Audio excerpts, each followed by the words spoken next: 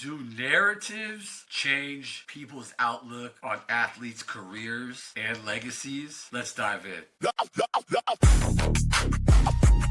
Authentic take, the real, no fake. Authentic take, yeah, the real, no fake.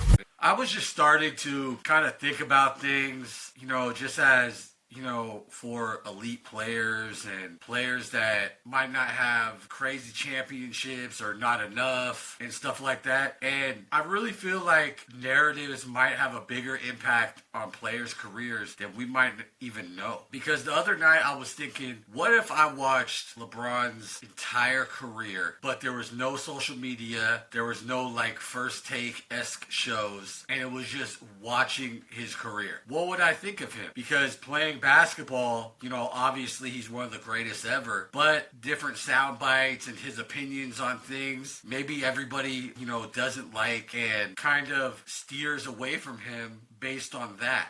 I think about his whole incident with Stephen A. Smith. Maybe a lot of his supporters are kind of backing up and not saying he's as great as he is because they didn't like how he played out situations regarding Stephen A. Smith. But yeah, let's be honest. LeBron lovers love this guy to the death.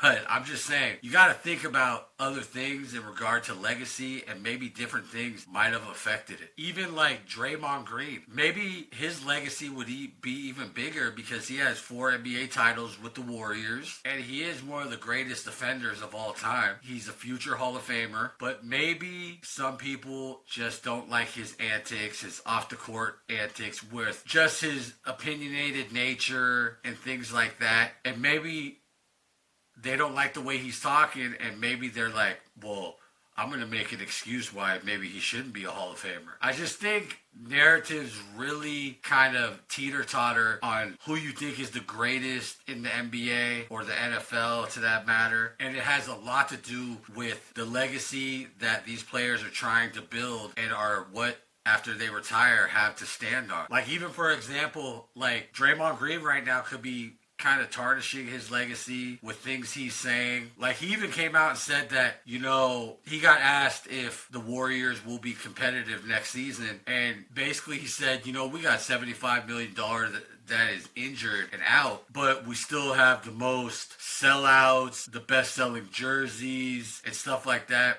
And any NBA fan, especially a Warriors fan like myself, that is kind of weird because that didn't answer the question at all. And you kind of look at him in a different regard. I know I do, because are you just stubborn and you can't just admit that the run is over? Or did you just lose your train of thought because you're old and just said something that was oblivious and didn't make sense at all? So I do really think narratives affect the way we look at players these days. Sometimes we don't like players because of narratives in the media, which that's what I'm doing right here anyway. But, narratives I think might, affect how we look at players. Like, even another example is that, rising star Anthony Edwards, Ant-Man, they keep trying to pin him up with Michael Jordan, saying, oh, he looks like Michael Jordan, like his smile, and he's got hops like Michael Jordan. Maybe we should put him in the Michael Jordan lane. But everybody that says, I think LeBron is better than Jordan, those people are already gonna immediately hate on Ant-Man. So I think it's weird. Is this real or fugazi? I think it's real because,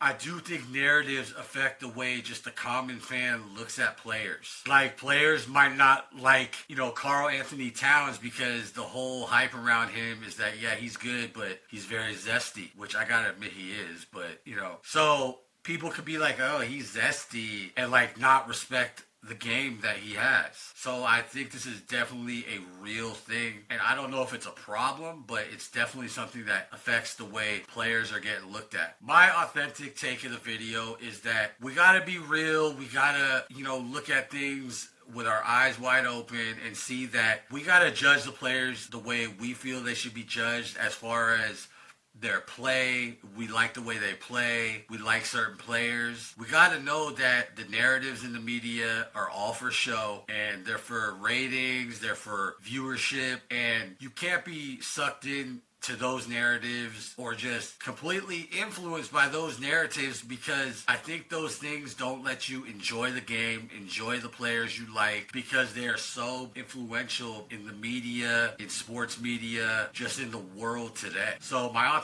authentic take is that these media narratives about players or teams are definitely influential, and they do affect the way we look at players, especially when we get into legacy talks. But that's what I think. Let me know what you think. Make sure you like, comment, and subscribe. Until next time, this has been The Authentic Take. Authentic take. The real, no fake. Authentic take. Yeah, the real, no fake.